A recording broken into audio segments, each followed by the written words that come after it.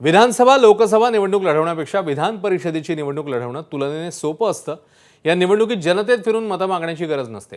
मोठ्या सभा घेऊन विरोधी उमेदवारांसोबत संघर्ष करण्याची वेळ येत नाही। सध्याच्या काळात ही निवडणूक लढवण्यासाठी हवं असतं ते फक्त मोठं राजकीय पाठबळ। आणि याच परिस्थितीचा फायदा घेत नेते त्यांच्या मुलांसाठी या निवडणुकीचा राजकीय लॉन्चिंग पॅड सारखा वापर करत असल्याचं चित्र सध्या महाराष्ट्रामध्ये दिसतंय। विधान परिषदेच्या स्थानिक स्वराज्य संस्थांच्या 17 जागांसाठी होणाऱ्या निवडणुकीत महायुतीचे नेते आणि मंत्री यांनी त्यांच्या मुलांसाठी जोरदार लॉबिंग सुरू केलंय। महायुतीमध्ये अजूनही 17 जागांचं वाटप झालं नसलं तरी मुलांच्या उमेदवारीसाठी नेते मात्र चांगलाच जोर लावतात। जळगावमध्ये मंत्री गुलाबराव पाटील आणि आमदार किशोर पाटील त्यांच्या मुलांच्या उमेदवारीसाठी आग्रही आहेत। रायगडमध्ये राष्ट्रवादी आमदार सुनील तटकरे, राष्ट्रवादीचे खासदार सुनील तटकरे यांनी मुलाच्या उमेदवारीसाठी कंबर कसली आहे। तिथेच शिवसेनेचे नेते भरत गोगावले देखील मुलाच्या उमेदवारीकरता इच्छुक आहेत। त्यामुळे कोणत्या नेत्यांचं नशीब उजळणार आणि कोणते संघर्ष करत राहणार, कार्यकर्ते मागे राहणार, येत्या 2 ते 3 दिवसात स्पष्ट होईल। तर कोणते नेते मुलाच्या उमेदवारीसाठी इच्छुक आहेत ते पाहूया। शिवसेनेचे आमदार महेंद्र दळवी सर आहेत।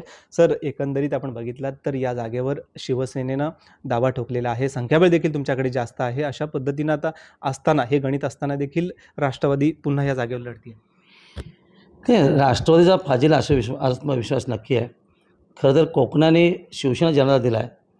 पूर्वीपासून कोकण हा शिवसेनेचा कणा आहे आणि आज देखील आम्ही सगळेच नेते आमदार 3-3 मंत्री आहेत आमच्याकडे।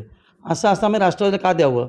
आणि सर्वाधिक जन आमच्याकडे असल्यामुळे वरिष्ठ नेते महायुतीचे मुख्यमंत्री देवेंद्र फडणवीस असतील, आमचे आदरणीय नेते शिंदेसाहेब असतील आणि पवारताई वहिनी असतील, हा सगळ्यांचा विचाराधीने नक्की शिवसेना उमेदवारी मिळेल आणि ती जिंकून येईल, याच्याविषयी तुम्हाला शंका नाही आहे। पण राष्ट्रवादी हा दावा या ठिकाणी आज करून करतोय। आश्चर्य गोष्ट आहे की तटकऱ्यांना स्वतःच्या पक्षामध्ये आज राष्ट्रवादीने अस्तित्व शून्य झाले आणि मग त्यांनी ही उमेदवारी मागणं आणि आपलं अस्तित्व टिकून ठेवण्यासाठी केवळ प्रयत्न करणं हे लज्जास्पद आहे, कोकणासाठी आव्हानाजनक आहे। त्यामुळे त्यांनी हा प्रयोग करू नये। आत्ताच झालेल्या जिल्हा परिषद निवडणुकीमध्ये नंबर 1 आम्ही शिवसेना असताना देखील 3 नंबर असणाऱ्या BJPला त्या ठिकाणी तटकरेच्या अनुषंगाने ते पद आदेश दिला, आम्ही स्वीकारलं, वरिष्ठांचा आदेश पाळला आणि महायुती धर्म पाळून आम्ही सत्तेत सहभागी झालो। पण आता ही कोकणात निवडणूक ही आमची आश्चर्य लढाई आहे। आमचे वरिष्ठ नेते आदरणीय शिंदेसाहेब नक्की निर्णय घेतील।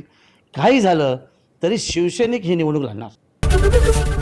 ABP माझा, उघडा डोळे बघा नीट।